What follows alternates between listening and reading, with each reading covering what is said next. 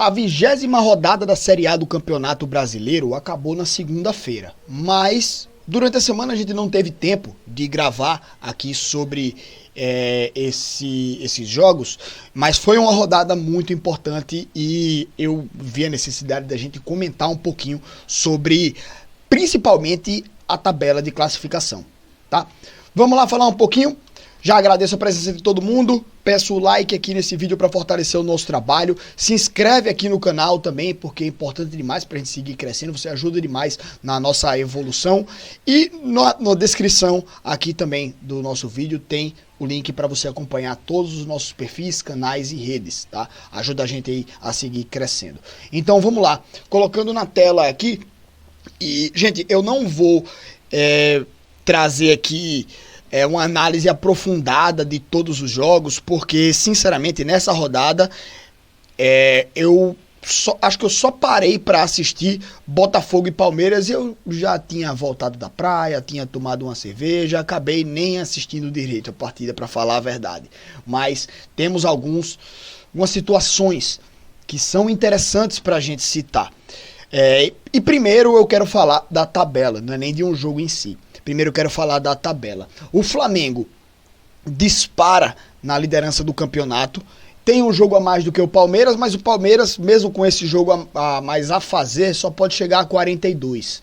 Então, o Flamengo, líder isolado do campeonato, e vai caminhando aí, pelo menos, para lutar bravamente pelo título.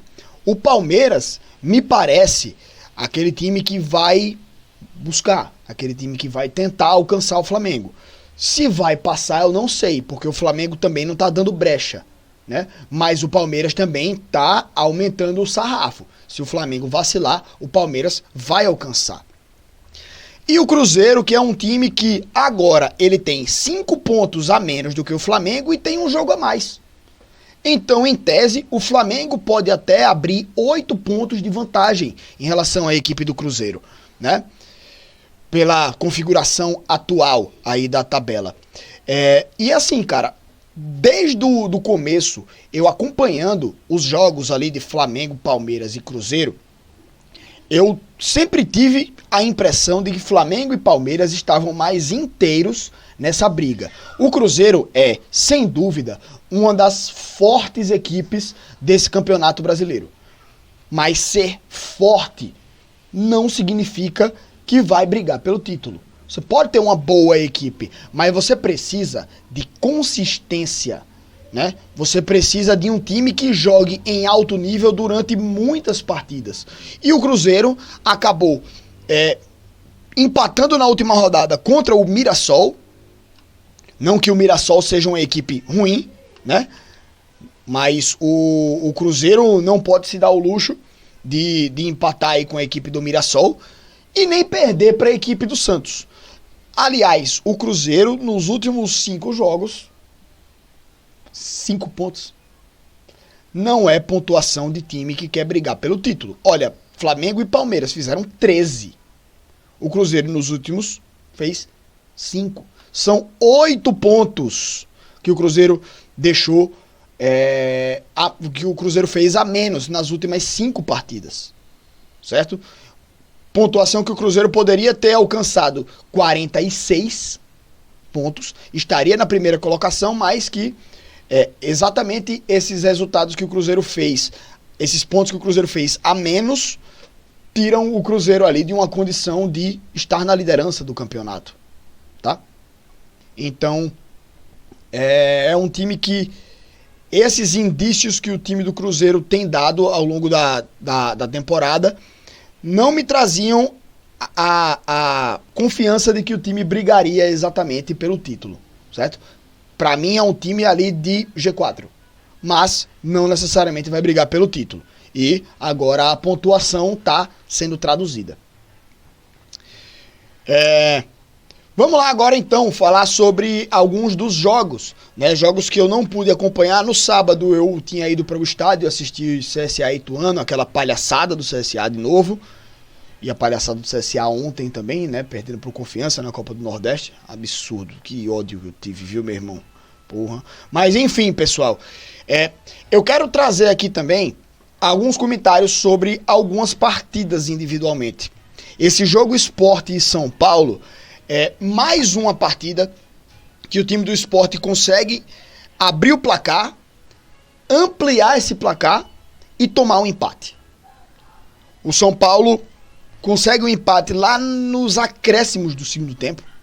Então, é um time do Sport que a confiança acaba atrapalhando também. Né? Não é a primeira vez que o time cede esse tipo de empate e acaba deixando pontos pelo caminho. Né? Não é a primeira vez. Então, é um time que já não basta naturalmente ser um time com um nível de qualidade técnica inferior a diversos adversários.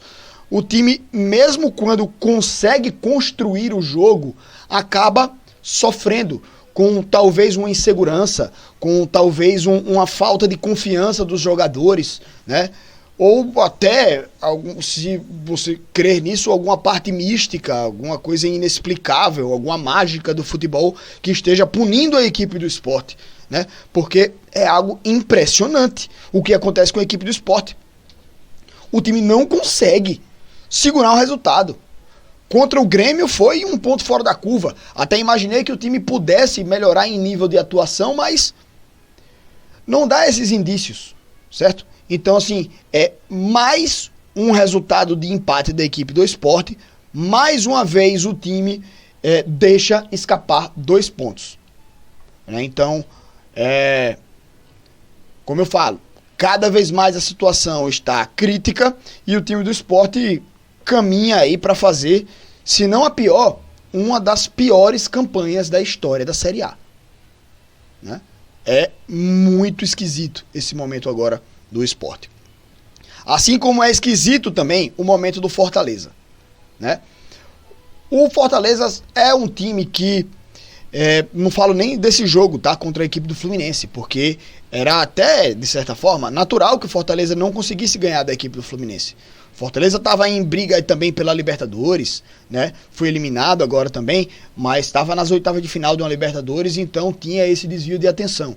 Agora, o time do Fortaleza, ele, ao longo das temporadas, tem sido um time que às vezes faz um início de temporada cambaleando e se acertava.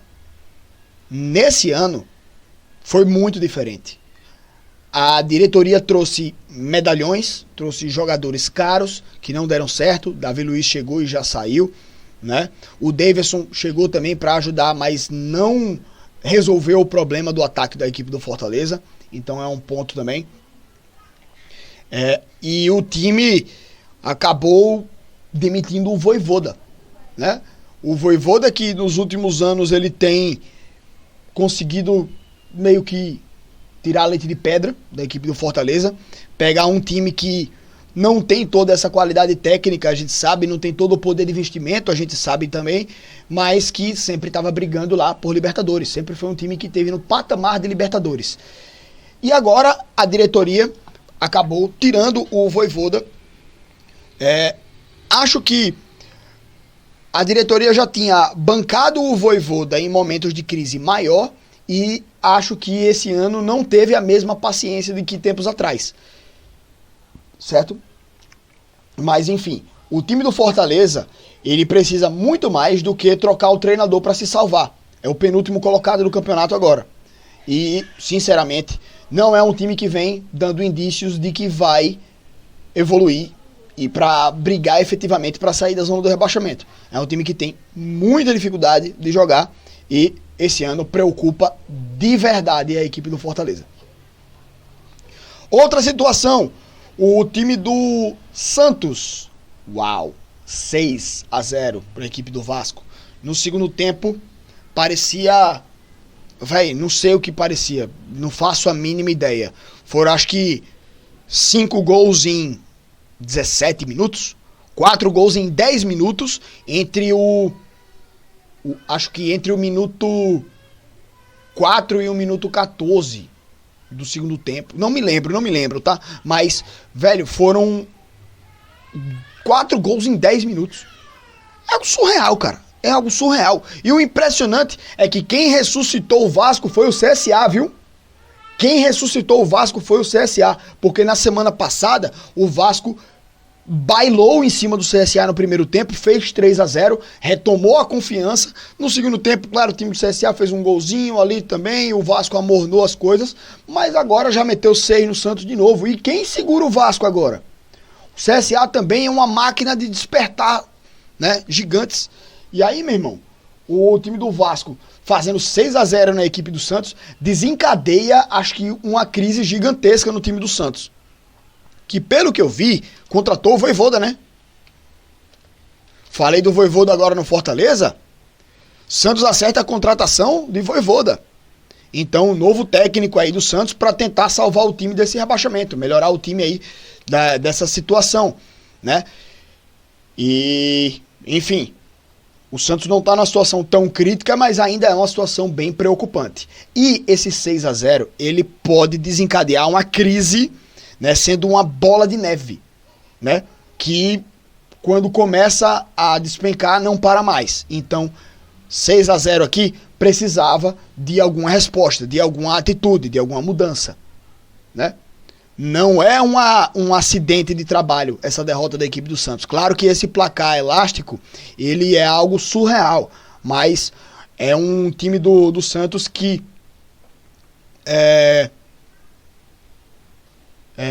vem trazendo muito mais perigo, muito mais insegurança do que o próprio time do Vasco, tá? Enfim, Neymar sai de campo aos prantos, né? Mostrando aí, claro, que foi um vexame o que o Santos fez dentro de casa. Na verdade, nem dentro de casa, na casa do São Paulo. Então talvez os São Paulinos tivessem colocado alguma coisinha ali, né, no pé da trave. Brincadeira. Mas enfim,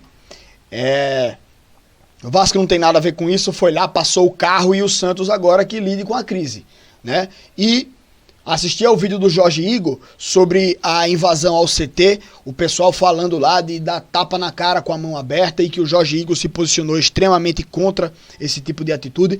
Também sou contra esse apelo à agressão, né? Sou contra extremamente isso. Eu entendo que às vezes a torcida pode ir ao centro de treinamento para cobrar, né? E o pessoal treinando e a torcida lá do lado de fora, sem o contato direto com os jogadores, fazer a pressão lá. Eu acho que às vezes isso pode até acontecer com o devido controle, certo? Para que todo mundo demonstra sua insatisfação, mas acho que principalmente o torcedor tem que protestar dentro do estádio. E claro, a diretoria precisa agir, precisa atuar. E o dirigente, o presidente, que aparece sempre nos momentos lá de fama, de assinar contrato com o Neymar, de quando o time tá ganhando, o presidente aparece. Cadê que o presidente aparece na hora da pressão? Cadê que o presidente aparece na hora que a torcida tá lá a cobrar? Tá indo lá cobrar. Não tá, né? Não tá lá o presidente. Quem tem que escutar são os jogadores. E óbvio que tem que escutar a pressão. Tem que sofrer a pressão. Não do jeito que foi, com ameaças de agressão, né? Mas tem que sentir a pressão também, né? Os jogadores. Nesse caso aqui, bom, o Vojvoda acho que pode mudar o patamar da equipe do Santos. Acho que sim. Mas não adianta só o técnico, né? As peças em campo têm que corresponder também. Acho que para esse vídeo tá bom, gente. Falei de vários assuntos aqui, não falei individualmente de cada uma das partidas porque não acompanhei, né? Sendo bem sincero, sendo bem honesto, não acompanhei. E, bom, é isso, meus amigos. Vou agradecer a presença de todo mundo aqui no canal. Mais pra frente eu posso fazer até uma análise ali, uma tier list da Série A do Campeonato Brasileiro, falando aí o que é que eu acho, quais os times que estão decepcionando, quais os times que estão surpreendendo na Série A do Campeonato Brasileiro. Mas por hoje ficamos por aqui e eu agradeço demais a presença de todos vocês aqui no canal. Tá bom, meus queridos? Grande abraço a todos, gente, valeu e até a próxima, galera.